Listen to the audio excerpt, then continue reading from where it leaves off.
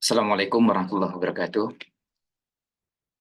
Alhamdulillahilladzi hadana Islam wa ikhtara lana khairul anam Muhammadin alaihi salatu wassalam amma ba'd. Jamaah sekalian hafizakumullah, kembali kita lanjutkan kajian kita dari materi kitab Kaifa Amalahum Sallallahu Alaihi Wasallam yang diterjemahkan dengan judul Seni Interaksi Rasulullah Sallallahu Alaihi Wasallam. Pada kesempatan kali ini, insya Allah kita akan masuk pada bahasan bagaimana interaksi Nabi Shallallahu Alaihi Wasallam dengan kaum wanita. Dan pembahasan ini sudah kita mulai sejak beberapa pertemuan sebelumnya. Kita bisa lihat sama-sama di sini. Dan untuk meringkas materi-materi sebelumnya, kita bisa lihat dari apa yang dituliskan oleh Syekh Muhammad Shalih Al-Munajjid dan ditandai dengan warna hijau. Adalah subjudul yang ada pada bab yang berkaitan dengan interaksi Nabi Shallallahu Alaihi Wasallam dengan kaum wanita. Babnya adalah bab kelima, al-babul khamis. Bab kelima, ta'amulun Nabi Shallallahu Alaihi Wasallam ma'asyara'iha ammatin. Interaksi Nabi Shallallahu Alaihi Wasallam dengan segmen dakwah secara umum. Nah, di sub bahasan ini ada ta'amulun Nabi Shallallahu Alaihi Wasallam ma'a umumin nisa, interaksi Nabi Shallallahu Alaihi Wasallam dengan kaum wanita secara umum.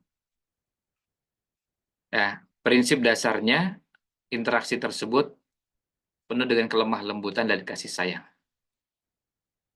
Karena memang Allah telah tetapkan pada diri Rasul Shallallahu Alaihi Wasallam akhlak yang mulia. Kemudian bentuk interaksi Nabi Shallallahu Alaihi Wasallam ini ada beberapa sub bahasan. Di antaranya adalah wa kana yusi ummatahu bin nisa'i khaira. Nabi Muhammad SAW mewasiatkan kepada umatnya untuk berhubungan, berinteraksi, bergaul dengan baik kepada kaum wanita. Wa kana Nabi sallallahu alaihi wasallam ya'uddun nisa'a nadha'irar rijal. Nabi Muhammad SAW menganggap wanita adalah pasangannya laki-laki. Syariat yang ditetapkan kepada umat Nabi Muhammad SAW ketika disebutkan dan tidak ada penjelasan, maka berlaku untuk kaum laki-laki dan perempuan. Tidak dibedakan laki dan perempuan. Kutiba alaikumus syiyam, untuk siapa? Laki dan perempuan. Aqimus shalah, tegakkanlah sholat, untuk siapa? Laki dan perempuan. Perintah untuk sabar, laki dan perempuan. Dan begitu seterusnya. Itu artinya syariatnya berlaku untuk semua. Selanjutnya, wa kana sallallahu alaihi wasallam yubayyi'uhunna 'alal islami kama yubayyi'ur rijala ghaira annahu la yusafihunna. Nabi Muhammad SAW membaiat kaum wanita dengan baiat Islam ketika mereka menyatakan diri masuk Islam. Sebagaimana beliau juga membaiat kaum laki-laki. Tapi bedanya Nabi Muhammad SAW tidak berjabat tangan atau tidak menjabat tangan kaum wanita. Nah, ini yang kemudian dikenal dengan nama bai'atun nisa atau mubaya'atun nisa. Artinya bai'atnya tetap sama dengan kaum laki-laki, tapi berjabat tangannya tidak. Ya, tidak berjabat tangan dengan kaum wanita. Selanjutnya, interaksi yang lain adalah wa kana sallallahu alaihi wasallam yata'amalu ma'an nisa'i birrifqi. Nabi Muhammad SAW berinteraksi dengan kaum wanita menggunakan prinsip kelemah lembutan. Bukan dengan sikap kasar, apalagi sikap yang jauh dari kelemah lembutan. Selanjutnya, wa kana sallallahu alaihi wasallam yusni ala nisa'i Quraisyin lima fihinna minas sifatil hasanah. Nabi Muhammad SAW memuji kaum wanita dari kalangan orang-orang Quraisy, kaum wanitanya orang Quraisy, karena mereka memiliki sifat-sifat terpuji. Ya. Maka ketika ini juga ada pada kaum wanita di tempat lain, mereka juga berhak untuk menyandang pujian tersebut. Karena sifat ini melekat pada mereka. Itu sebabnya sifat ini perlu dimiliki oleh kaum wanita sepanjang zaman. Misalnya, mereka sangat sayang kepada anak-anak. Mereka juga perhatian dan peduli dengan suaminya. Lalu berkhidmat kepada suaminya. Ini contoh sifat yang diapresiasi oleh Nabi Shallallahu Alaihi Wasallam. Selanjutnya, wa kana sallallahu alaihi wasallam yahtamu bi ta'limin nisa'i ma yahtajna ilaihi. Fa kana yukhassisu lahunna yauman li ta'limihinna wa wa'dihinna. Nabi Muhammad SAW memberikan perhatian kepada kaum wanita, salah satunya adalah dengan mengajar mereka, membimbing, mengarahkan. Kalau sekarang kita mengenal ada istilah ta'limin nisa, sekarang kita mengenal ada namanya majelis taklim untuk khusus ibu-ibu. Nabi SAW mengajarkan kepada kaum wanita hal-hal yang khusus memang diperlukan untuk kaum wanita. Kalau yang umum bisa disampaikan sama bapak dan ibu. Misalnya membahas tentang sholat. Ketika wudhu itu sama-sama kumur, sama-sama membasuh wajah sampai dengan kaki. Ketika sama, pembahasannya tidak perlu dikhususkan laki dengan perempuan. Tetapi ada hal-hal yang khusus untuk kaum wanita berkaitan dengan sholat, berkaitan dengan puasa, ada yang khusus untuk kaum wanita. Wanita yang haid, wanita yang nifas, wanita yang istihadah, dan seterusnya. Maka Nabi SAW menyediakan waktu khusus untuk mengajarkan dan memberikan wasiat, nasihat kepada kaum wanita. Ini menunjukkan bagaimana beliau berinteraksi dengan kaum wanita dengan punya majelis khusus untuk kaum wanita. Wa kana sallallahu alaihi wasallam yahrisu ala wa'din nisa'i wa tadhkirihin. Nabi Muhammad SAW sangat berantusias untuk menasihati, mengingatkan kaum wanita. Memberikan wejangan-wejangan khusus untuk kaum wanita. Lalu warubbama tasaddaqal mar'u biqalili minal mal fataqabbalahu Allahu wa baraka fihi fasara aktsar minal katsir. Bisa jadi Nabi Muhammad SAW bisa jadi seseorang itu bersedekah dengan harta yang sedikit lalu Allah terima dan Allah berkahi, maka dia menjadi banyak dan melimpah. 1 dirham bisa setara dengan 100.000 dirham, bahkan bisa mengalahkan. Gimana itu? Ada orang yang punya cuma 2 dirham, dia berinfak dengan 1 dirham. Sementara ada orang yang punya ratusan juta dirham, tapi infaknya cuma sedikit. Ya, punya jutaan, bahkan punya miliaran dirham, punya ratusan miliar dirham, tapi infaknya cuma 100.000 dirham. Tentu kalah dengan yang setengah hartanya diinfakkan, yang dia hanya punya cuma 2 dirham. Nah, artinya bisa jadi orang mengalahkan, dan itu dipraktikkan juga oleh kaum wanita. Wa kana Nabi sallallahu alaihi wasallam katsiran ma yahutsuhunna ala shadaqah. Nabi Muhammad SAW banyak sekali mengingatkan kaum wanita untuk bersedekah. Tasaddaqna ya ma'syarun nisa walau min huliyikun. Bersedekahlah wahai kaum wanita meskipun dengan perhiasan kalian. Dan kita temukan sepanjang sejarah juga kita dapati banyak kaum wanita, banyak ibu-ibu yang bersedekah dengan harta yang mereka miliki. Wa kana aktsaru man yatasaddaqu an-nisa. Dan ternyata yang paling banyak bersedekah itu kaum wanita. Ini wa kana aktsaru man yatasaddaqu an-nisa. Ternyata yang paling banyak bersedekah itu kaum wanita. Kita mendapati sekarang ada masjid yang membangun seorang ibu. Ada proyek amal soleh ini dan itu yang berkontribusi seorang ibu. Wa kana sallallahu alaihi wasallam yahutsuhunna 'alal iktsari min dzikrillah ta'ala. Nabi Muhammad SAW menganjurkan kaum wanita untuk banyak berzikir kepada Allah Azza wa Jalla. Alaikunna tasbih, tahlil, taqdis, waqid nabil anabil. Jadi, ayo tasbih, tahlil, takdis. Tentu ini bisa dengan berbagai macam zikir dan gunakan ruas-ruas jari kalian. Karena fa'innahunna mas'ulatun mustantaqatun. Karena jari jemari kita ini, ruas-ruas jari kita ini akan dimintai pertanggungjawaban, diminta untuk berbicara pada hari kiamat. Dan akan bersyukur, akan berbahagialah orang yang menggunakan ruas-ruas jarinya untuk berzikir kepada Allah Azza wa Jalla. Selanjutnya, wa kana yu'allimuhunna ma yanfa'uhunna minal ad'iyah. Nabi Muhammad SAW mengajarkan beragam doa yang bermanfaat untuk kaum wanita. Ini juga bentuk perhatian Nabi SAW kepada kaum wanita. Wa kana sallallahu alaihi wasallam yahussuhunna ala syuhudi mawasimil khairi fil a'yadi wa nahwiha.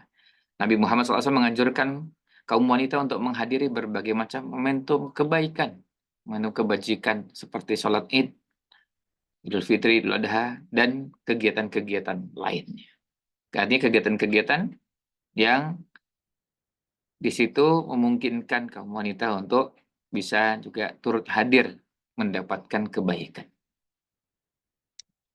Wa kana nisa'u kadzalika yashhadna ma'ahu salatal jumu'ati. Demikian pula kaum wanita hadir dan bisa ikut sholat Jumat bersama Rasulullah Shallallahu Alaihi Wasallam.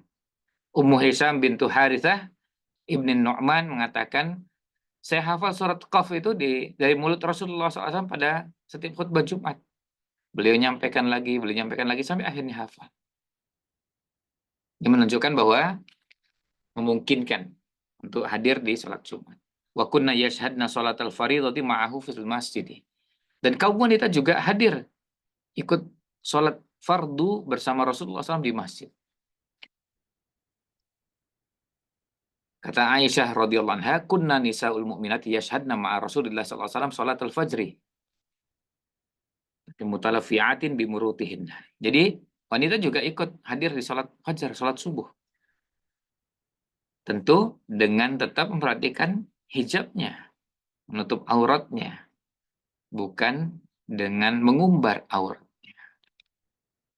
Wa qad nahar rijala an man'ihinna minal ityani ilal masajidi. Nabi Muhammad SAW melarang kaum laki-laki yang akan mencegah istri mereka, putri mereka dari mendatangi masjid untuk melaksanakan sholat. Tidak boleh dilarang. Kalau diberikan rambu-rambu, ya diingatkan, dinasihati kalau pergi ke masjid tetap menjaga perilaku, tutur kata, kemudian juga pakaian tetap menutup aurat. Itu jelas diberikan rambu-rambunya, tapi tidak boleh dilarang. Bisa jadi mereka ingin ke masjid, ingin sholat bersama kaum muslimin. Apalagi mungkin bisa jadi ingin merasakan bagaimana suasana sholat berjamaah di masjid bersama imam yang mungkin bacaannya selain baik juga bisa merasakan suasana khidmatnya.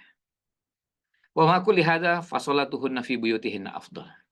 Meskipun demikian, salat mereka di rumahnya lebih utama. La tamna'u nisa'akumul masajid. Jangan kalian melarang wanita-wanita kalian dari mendatangi masjid. Tapi wa buyutuhunna khairul lahunna. Tapi rumah mereka lebih baik bagi mereka. Wa kana sallallahu alaihi wasallam yatafaqqadu ahwalahunna wa yas'alu man ghabat minhunna min an mawasimil khairi an sababi ghiyabiha. Dan Nabi SAW kadang-kadang mengecek keadaan kaum wanita. Lalu bertanya yang tidak hadir pada musim-musim kebaikan seperti Idul Fitri, Idul Adha, kemudian haji, umroh, dan yang lainnya yang tidak hadir. Kemana fulana? Karena bisa jadi mungkin sakit atau mungkin ada uzur yang lain. Itu menunjukkan perhatian. Dan ini lagi-lagi bentuk interaksi Rasul Shallallahu Alaihi Wasallam. Selanjutnya, wa kana sallallahu alaihi wasallam yura'i halan nisa'i fa yantadhiru fi musallahu hatta takhrujan nisa'u minal masjid kai la yakhtalitna birrijal. Nabi Muhammad sallallahu alaihi wasallam memperhatikan keadaan kaum wanita. Maka beliau menunggu di tempat sholatnya sampai kaum wanita keluar dari masjid supaya apa? Supaya tidak bercampur baur dengan kaum laki-laki. Jadi kaum wanita dipersilakan keluar duluan supaya tidak, apalagi nanti sampai berdesak-desakan di pintu.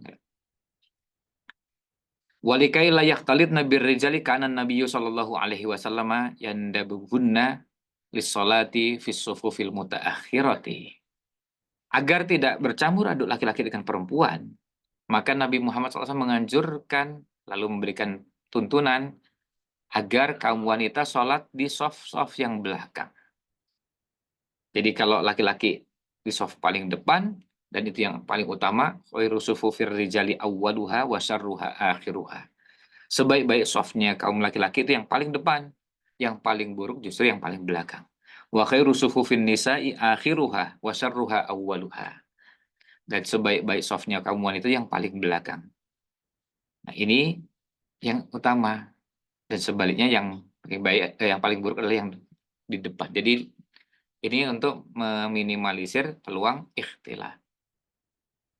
Bal qad khassasan Nabi sallallahu alaihi wasallam baban lin nisa'i fil masjid. Bahkan Nabi Muhammad SAW mengkhususkan ada pintu untuk kaum wanita di masjid. Pintu khusus untuk kaum wanita. Sehingga mereka masuk dari babun nisa, pintu khusus untuk kaum wanita yang tidak campur dengan pintunya laki-laki. Seperti kita sekarang dapati di beberapa masjid juga seperti itu. Pintu masuknya laki-laki dengan perempuan berbeda, toiletnya laki-laki dengan perempuan berbeda. Jadi dari toiletnya perempuan, kalau masuk langsung ke pintunya jaraknya lebih dekat, dan ini membuat kaum wanita lebih nyaman untuk bisa masuk ke dalam masjid dan luas. Karena pintu masuk dan pintu keluarnya terpisah. Selanjutnya, wa kana yamna'u min ikhtilatir rijali bin nisa'i fit thariq. Nabi Muhammad sallallahu alaihi wasallam mencegah, melarang laki-laki bercampur baur dengan kaum wanita di jalan. Ketika bisa diminimalisir, dipisahkan, dia dipisahkan. Jadi tidak hanya di masjid, tapi juga kalau bisa terpisah di jalan, kenapa tidak? Itu yang juga diupayakan. Wa qad nadaba Nabi sallallahu alaihi wasallam al-mar'ata ila khidabi yadiha.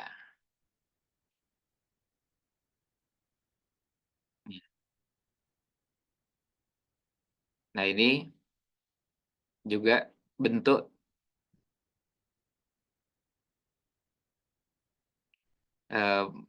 bentuk Nabi SAW membenarkan kalau kaum wanita juga menggunakan khidab itu, eh,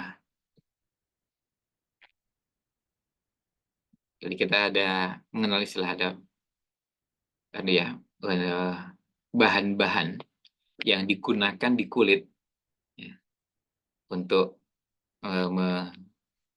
melapisi kulit, menutupi kulit itu dengan bahan-bahan tersebut. Ya, bahannya kadang-kadang dari tumbuh-tumbuhan tertentu, kemudian itu digunakan.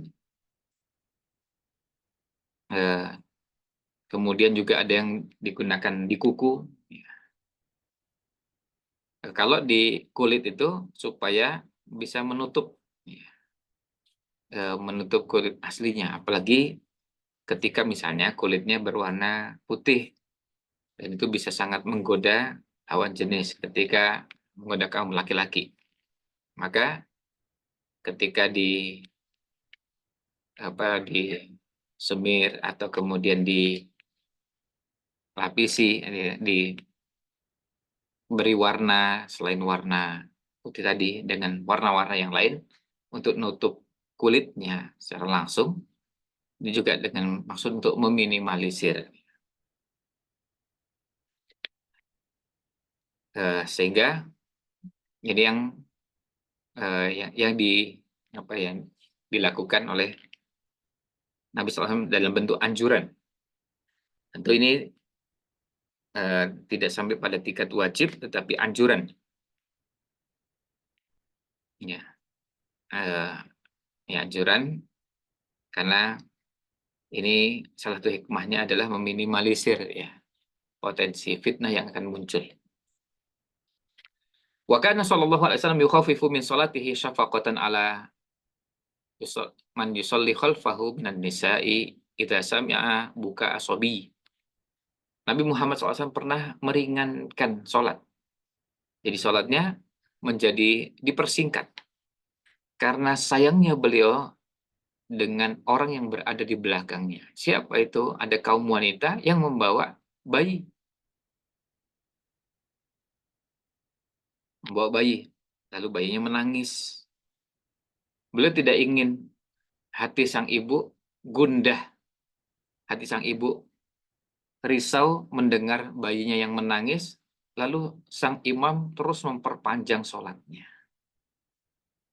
Padahal pada momentum seperti itu sangat diharapkan bisa dipersingkat sholatnya supaya tidak berlama-lama sang bayi menangis dan sang ibu juga tidak terganggu.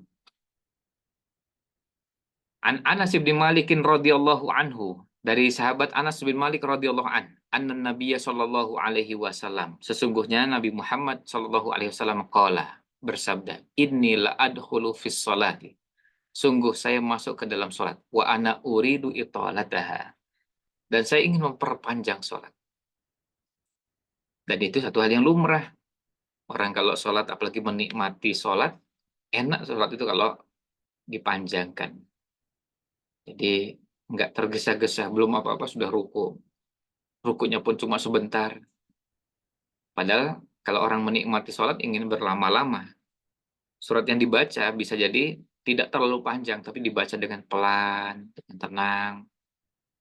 Karena ingin menikmati. Kalau kita sendirian, kita bisa leluasa melakukan itu. Tapi kalau sebagai imam, ini nggak bisa leluasa.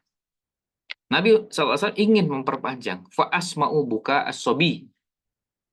Nabi Muhammad SAW menyatakan bahwa saya mendengar tangisan bayi. Jadi ketika sholat itu beliau mendengar. Dan yang seperti ini tidak menunjukkan bahwa beliau tidak khusyuk. Tidak begitu. Karena apa? Karena orang yang khusyuk itu tidak berarti tidak mendengar apa-apa. Ya tetap dia mendengar. Sama seperti kalau kita berusaha untuk khusyuk, lalu tiba-tiba mendengar suara knalpot motor. Nah, pada saat itu Nabi Muhammad SAW mendengar tangisan bayi. Fa'atajawwazu fi sholati. Maka lalu saya persingkat sholat saya. Mimma a'lamu min syiddati wajdi ummihi min bukaihi. Karena saya tahu betapa gelisahnya, betapa gundahnya hati sang ibu mendengar tangisan bayinya. Itu lumrah. Kalau seorang ibu tidak bisa tenang mendengar bayinya nangis. Kalau seandainya berada di luar sholat, bisa langsung bergegas. Tetapi ketika sholat, nggak mungkin. Harus menahan. Sampai selesai sholatnya.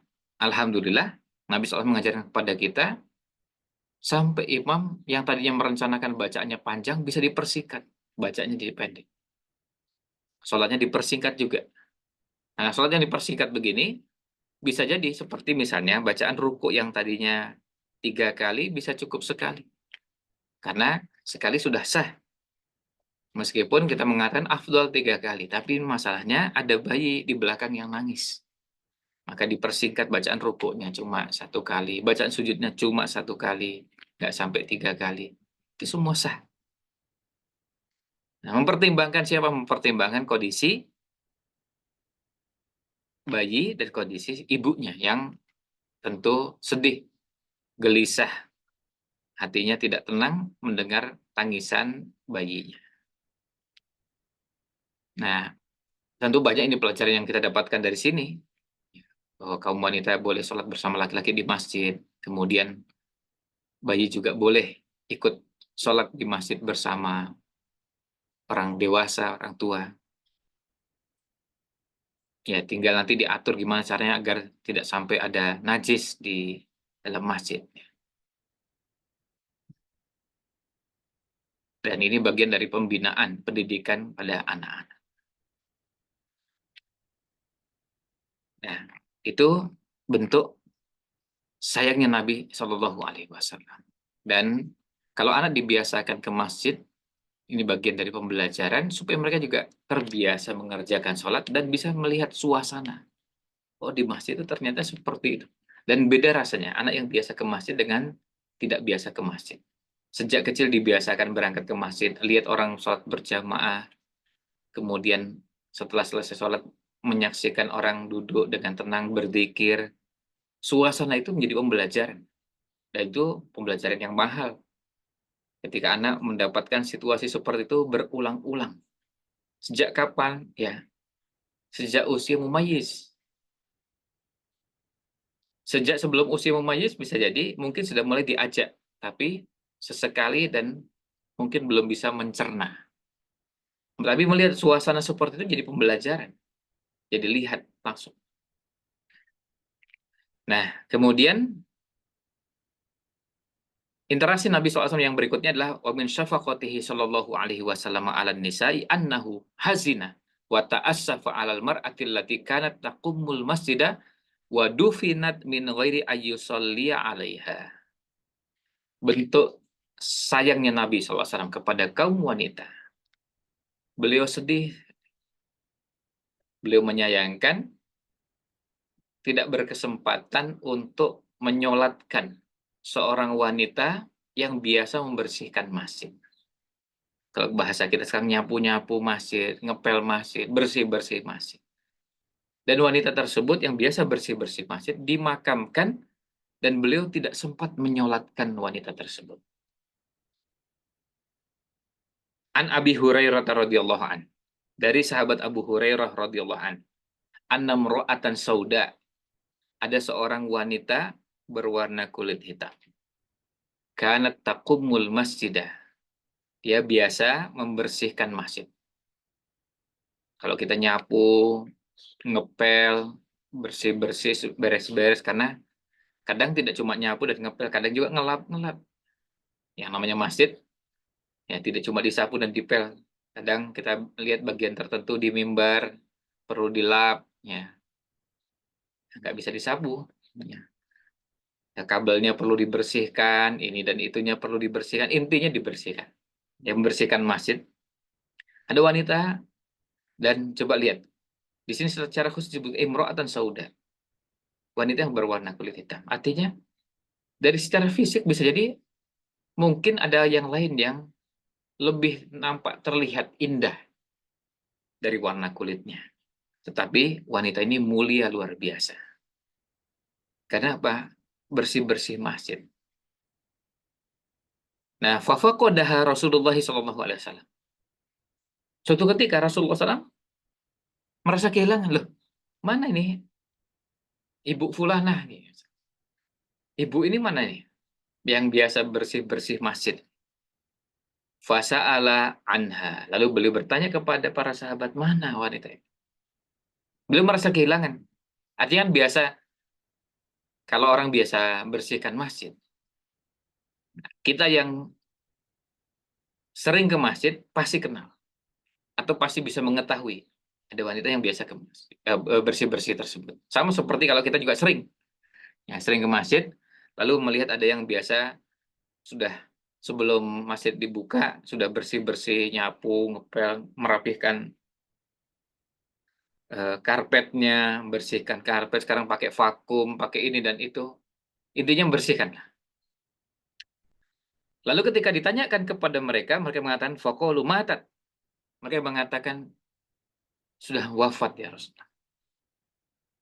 Lalu beliau bertanya, qala afala kuntum adantumuni. Mengapa kalian tidak memberitahu saya? Loh, kok nggak beritahu saya? Beliau sudah wafat? Iya. Loh, kok nggak ngabari? Kok nggak beritahu saya? Masalahnya ini kan orang yang sudah biasa ke masjid. Wanita ini bukan cuma biasa ke masjid, memang biasa di masjid, bersih-bersih, bukan cuma sekedar sholat ke masjid, tapi bersih-bersih di masjid. Nah, qala faka'annahum shagharu amroha. Seakan-akan mereka ini menganggap ini kan cuma tukang sapu, cuma cleaning service. Artinya seakan-akan anaknya biasa-biasa aja, nggak terlalu penting. Sementara Rasulullah SAW kan selain kesibukannya banyak ya, yang paling pantas beliau ngurusi persoalan-persoalan besar di tengah-tengah umat. Iya, betul. Memang idealnya beliau ngurusi persoalan besar. Tetapi bukan berarti wanita ini tidak penting di mata Rasul Shallallahu Alaihi Wasallam. Maka faqala, lalu beliau bersabda, "Dulluni ala qabriha." Tolong tunjukkan saya di mana kuburannya. Fadalluhu fasalla 'alaiha. Lalu ditunjukkan, oh kuburannya di sana. Setelah ditunjukkan apa yang beliau lakukan, beliau datang ke kuburan tersebut, berarti posisinya jenazah sudah dimakamkan di dalam kuburan.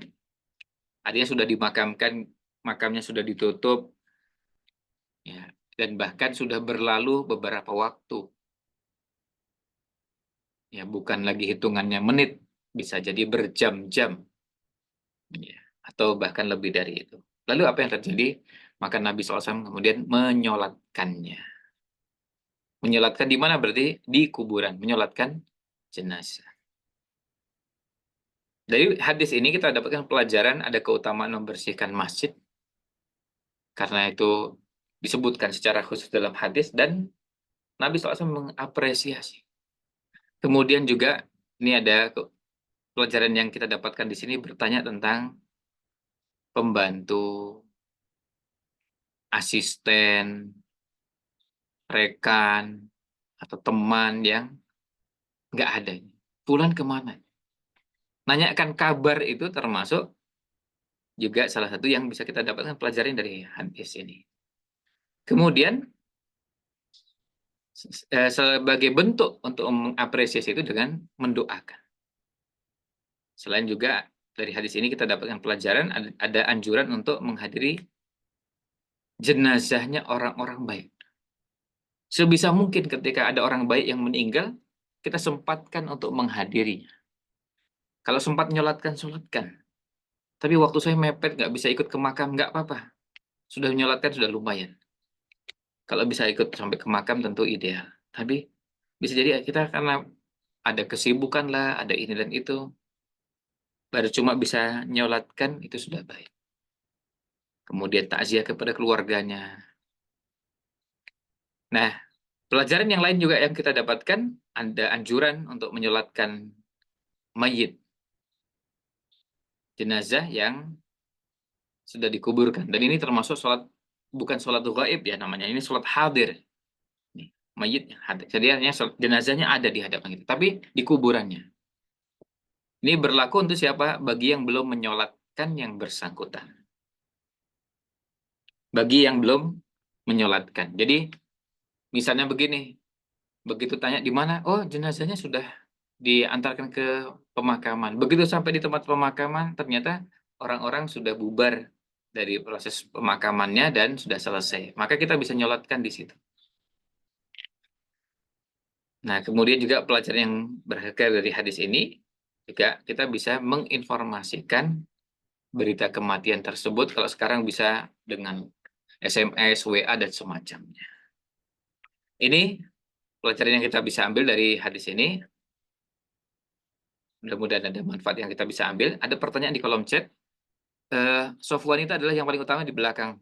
Berarti soft wanita diawali dari belakang? Iya. Kalau kondisinya memungkinkan seperti itu yang ideal.